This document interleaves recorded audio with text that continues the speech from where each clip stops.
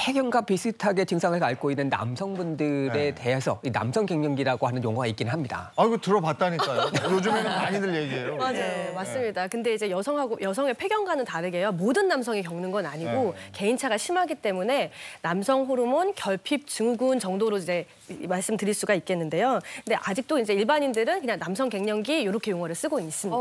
이거는 그럼 언제 나타나는 거예요, 남성 갱년기? 추적 연구 결과를 보니까 40대가 되면서부터 남성들 같은 경우 남성 호르몬인 이 테스토스테론이라고 하는 수치가 1.6%씩 매년 감소한다고 합니다. 그래서 이 혈중에 남성 갱년기라고 하는 부분은 혈중의 테스토스테론 수치가 이미 비정상적으로 감소가 되어 있고 그와 부합되는 증상이 있을 때 이때를 남성 갱년기라고 정의를 할 수 있겠습니다.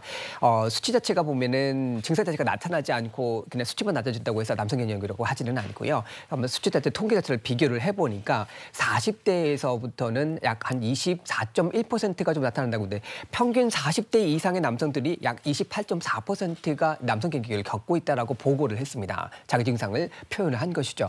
50대가 되면 28.1%가 되는데 70대가 좀 특이합니다. 70대가 44.4%가 남성 갱년기 증상이 있다고 지금 자기 표현을 했었습니다. 남성이 확실히 여성보다 늦게 나타나는데 그래도 증상이 있으니까 갱년기라는 표현을 쓸 거 아니겠습니까? 네, 남성 갱년기 증상은요. 크게는 신체적 증상, 심리적 증상, 성적 증상, 그리고 혈관 운동성 증상으로 나눠볼 수가 있는데요.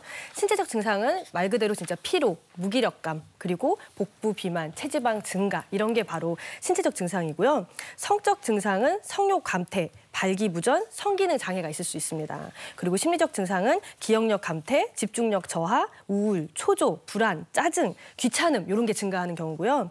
혈관 운동성 증상은 안면 홍조라든지 발한, 불면증, 식은땀 이런 것들이 있을 수가 있습니다. 이재호 아나운서 뭐 해당하는... 아니, 저도 여러 가지가 있어요. 네. 근데 이거보다도 좀 더 구체적으로 검사하는 게 있을까 모르겠는데 걱정스러운데 예. 내가 갱년기구나 이렇게 딱 알 수 있는 거야. 일단 아까 말씀드린 대로 테스토스테론 수치가 어떤 형태로 변화가 있는지를 확인하는 것이 네. 좋겠고요.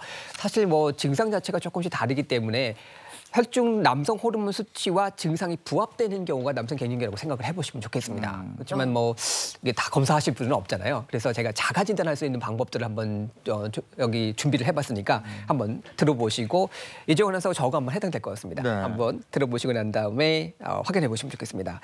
첫 번째, 키가 줄었다. 두 번째, 기력이 없다.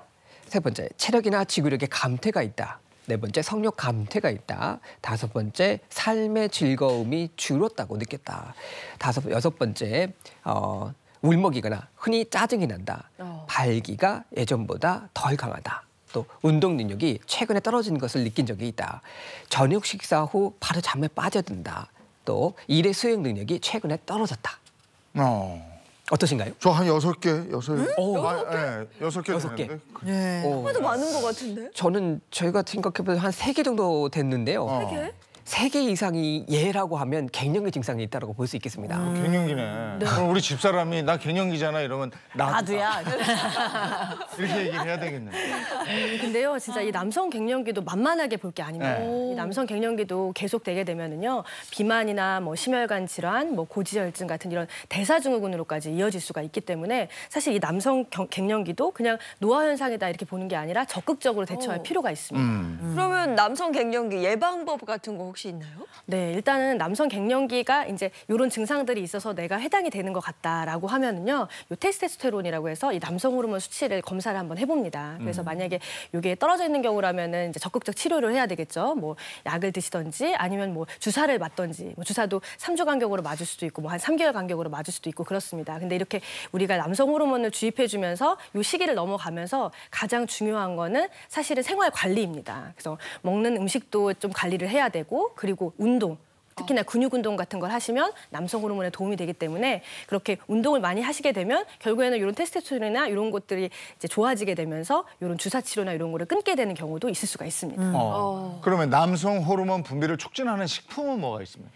예, 뭐 굴이나 게, 새우, 그리고 뭐 이제 콩, 깨, 호박씨 같은 경우에는요, 아연이 풍부해서 또 남성 호르몬의 수치를 향상시켜주게 하는 역할을 하게 되고요. 또 등푸른 생선이라든지 마늘, 그리고 양파, 버섯, 이와 같은 식품에는요, 남성 호르몬 생성에 관여하는 셀레늄이 풍부하기 때문에 많이 드시는 것이 좋습니다. 그리고 견과류와 또 콩에 들어있는 성분 같은 경우에는요, 마그네슘이 많이 들어있거든요. 이 경우에는 남성 호르몬의 혈류를 좀 자극해가지고요, 테스토스테론이 풍부하게 해주는 역할을 하기 때문에 좀 챙겨서 드시는 것이 좋겠습니다.